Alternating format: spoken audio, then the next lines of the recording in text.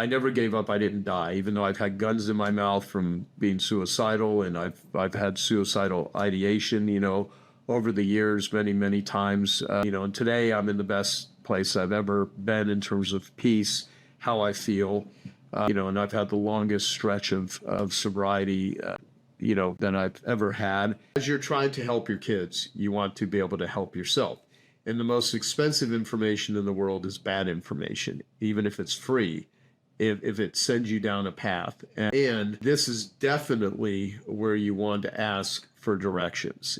Don't let your ego or your intelligence or your shame, because let's say the addictive cycle. So starts off with preoccupation, you're thinking about it.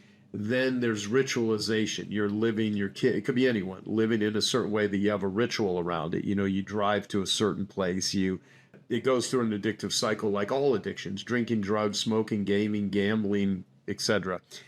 So there's the ritualization. Then there's the compulsive act, drinking, drugs, the acting out behavior. And then once you do that, you're in a state of experiencing guilt and shame. Guilt is, I feel bad. Shame is, I am bad.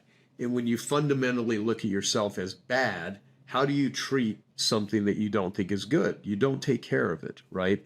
So if you're in a state of guilt and shame, you feel despair. And when you feel despair and guilt and shame and all the other emotions, the best way for some addicts that they think, it's not the best way, but the brain, the being, the craving state, the addict mind, whatever metaphor I can use, one way to get out of it is start the whole darn cycle all over again.